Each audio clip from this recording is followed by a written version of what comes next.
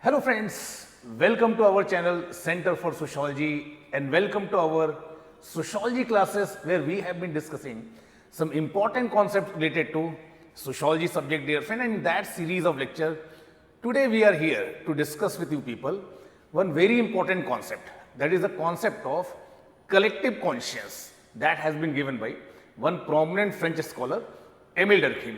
और देखिए जैसा कि हमने आपके साथ डिस्कस किया दोस्तों that these concepts that have been given by these thinkers that are an important part of your syllabus.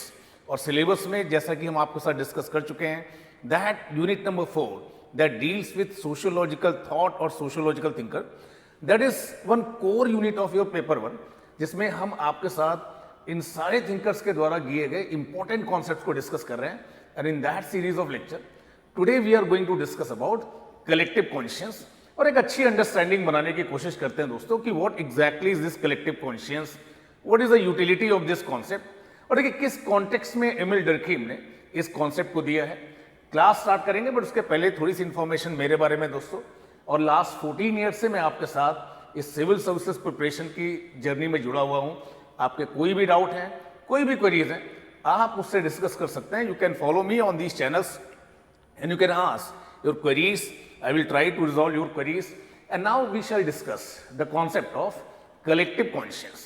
So देखिए, as we have already discussed that most of these concepts that have been given by these prominent scholars, they are very much interconnected and interrelated.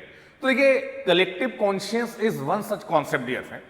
और देखिए जब आप इसके बारे में understand करते हैं तो कई बार ऐसा होता है कि we try to understand it, we try to study it in isolation. But this concept of collective conscience in context of your syllabus that you may find is related to this concept of social fact. और ये जो concept है collective conscience का, that is present in most of the work of Emile Durkheim. So you may find presence of collective conscience in his study on division of labor. When he is talking about social fact, he is saying that collective conscience is a supreme social fact.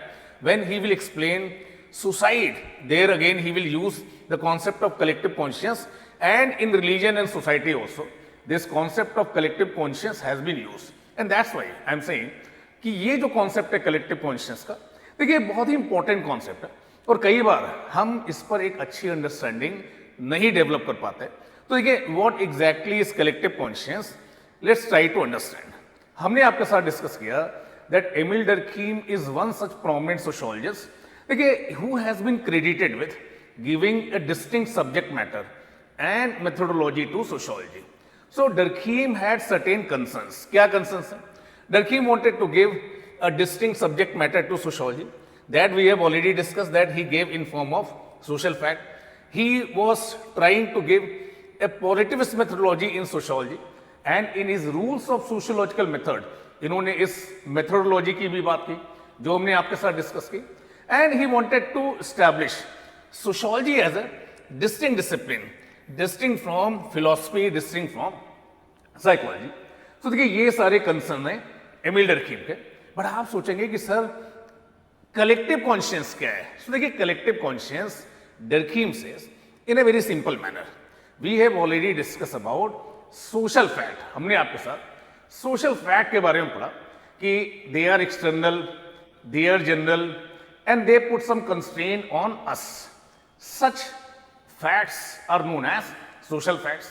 Number of examples we have discussed. We talked about material and non-material social fact. हमने इस तरह की बातें आपके साथ की, normal and pathological social fact. डर्कीम कह रहे हैं कि there is something called as collective conscious, and he says, ये कहते हैं कि collective conscious is supreme social fact. क्या है? Supreme social fact. So according to Emile Durkheim collective conscious is supreme social fact. अब आप बोलेंगे कि सर ये क्या बात हुई, ठीक है? तो इनका कहना है कि एवरी सोसाइटी, हर सोसाइटी दोस्तों, every society carries a unique set of belief, sentiments, morals and attitude.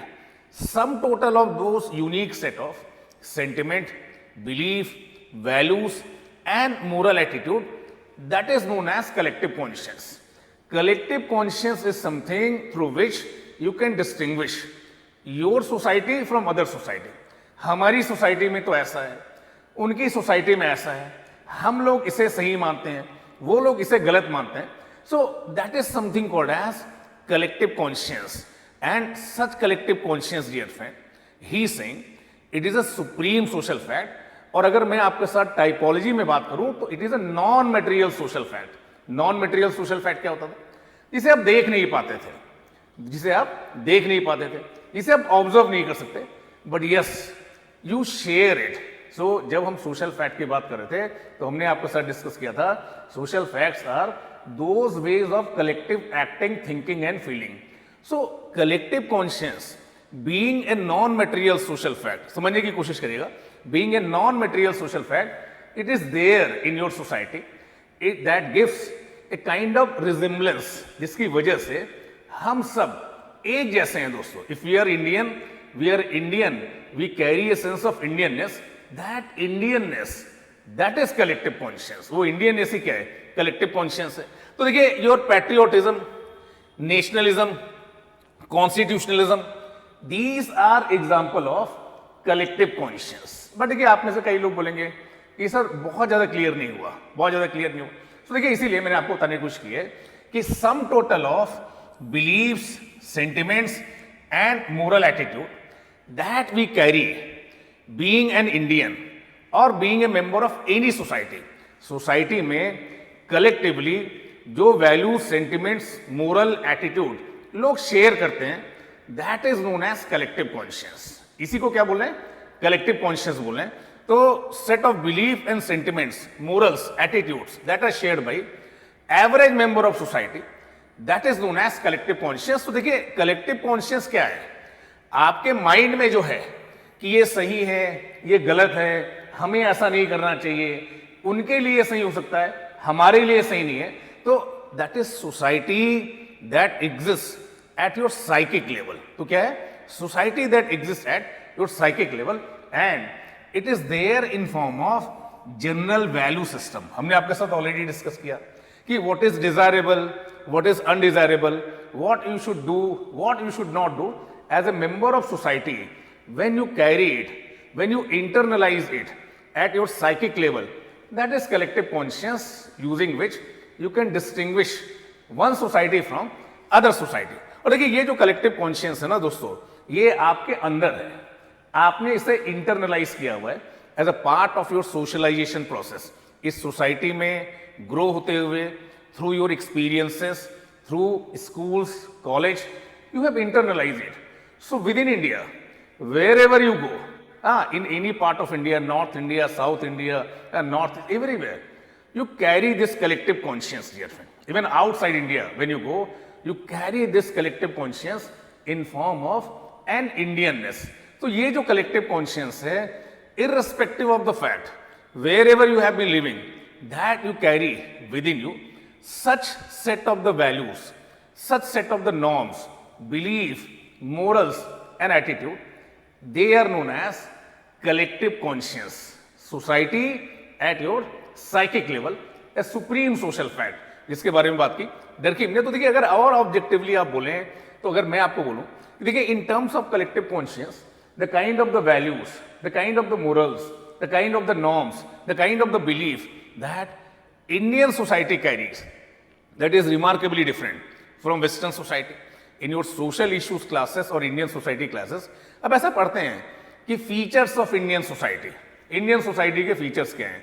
तो देखिए, कहीं ना कहीं Indian collective conscious talks about a feeling of collectivism, where society is at central. आप पाएंगे कि इंडिया में आप इसको बहुत ग्लोरीफाई करते हैं कि आपने अपने पर्सनल हितों को सैक्रिफाइस कर दिया फॉर सोसाइटल इंटरेस्ट. इसको लोग बहुत ग्लोरीफाई करते हैं कि लोग क्या सोचते हैं, इसलिए भगवान राम ने ऐसा कर दिया. ठीक है. सो सोसाइटल सेंट्रिसिटी, फ्रूगलिज्म, स्पिरिचुअलिज्म, ये कलेक्टिव कॉन्शियस है किसके? इंडियन सोसाइटी के. वही दूसरी तरफ वेस्टर्न सोसाइटी की आप बात करें तो individualism, self centredism, materialism, consumerism, these are the values of the collective conscious of western society. So collective conscious means set of the values, beliefs, sentiments, morals, attitude that most of us we carry or shared by a particular society, a unique set of the belief that gives a sense of uniqueness. अब आप बोलेंगे कि ठीक है, थोड़ा बहुत तो collective conscious समझ में आ रहा है, but what is the utility of this collective conscious? Durkheim के according, collective conscious is something, dear friend, as a supreme social fact, it guides us, it directs us, it controls us, it regulates us, it shapes us, it designs us. So most of the time, when you are doing something, actually you are doing that thing as per the collective conscience of the society. You are conforming to the will of the society. And because of that, Durkheim is saying, कि देखिए ये जो collective conscience है, it guides every individual.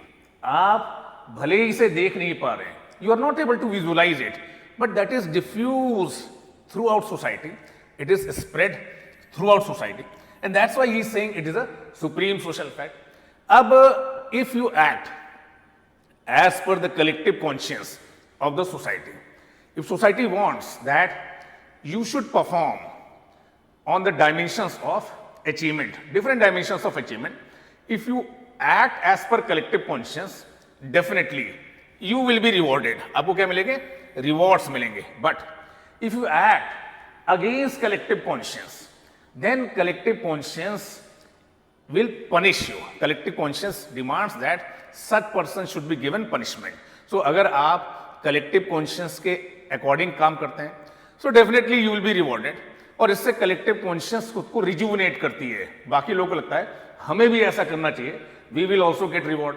But if you act against collective conscious, so society में order बना रहे हैं, इसलिए आपको पनिशमेंट मिलता है, so that others they should think कि भाई हमें ऐसा नहीं करना है, otherwise we shall be punish, हमें पनिशमेंट मिलेगा. So collective conscious through these rewards and punishment, it strengthens itself, it rejuvenate itself. ये बात समझ पा रहे हैं? So that is another thing. One very important thing dear friend, हाँ हमने आपके साथ डिस्कस किया कि it act as a force that regulates individual behaviour. Now one very important thing that you should keep in your mind and that you should write in your examination also. देखिए ये जो concept of collective conscience है, that is not static, that is a dynamic concept, and it is not just dynamic, it is flexible also.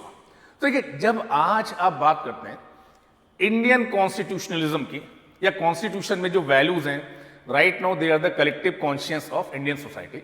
देखिए ये जो values हैं ये कोई एक दिन में नहीं आई है दोस्तों, over a period of time, since ancient times, medieval, modern, post-modern, as a result of evolution of Indian society, at one point of time, our constitution makers, they are including these values in our constitution, कि जो modern India का constitution होगा, that will be based on these values. So collective conscience as a concept, it evolves over a period of time. Number of things that might be there in Indian society initially in 18th century, now they are not part of Indian society. So collective conscience, it evolves with time, dear friend, and it is not a static concept. Similarly, it is very flexible.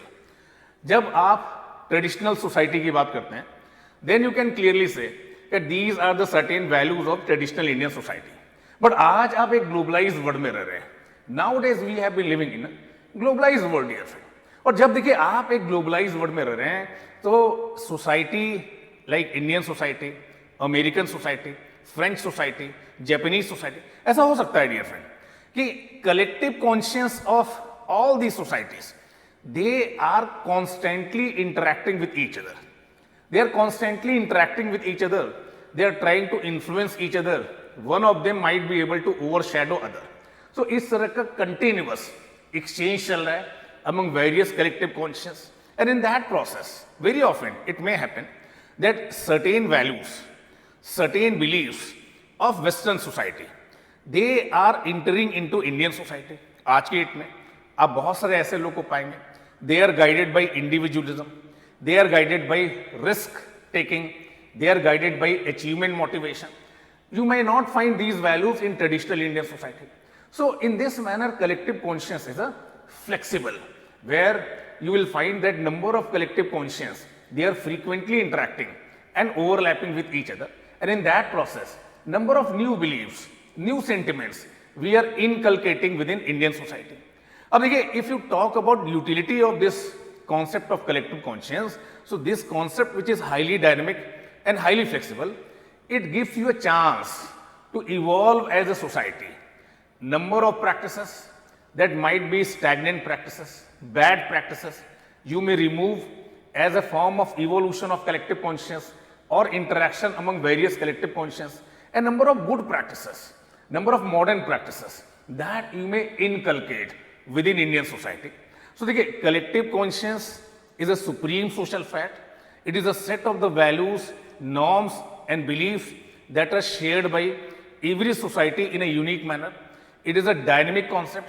It is a flexible concept and the utility of collective conscience. I hope this thing is clear to all of you.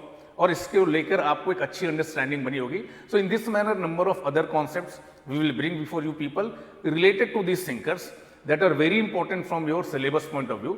Thank you, dear friends, for joining me and for staying with me, for giving your time. Thank you.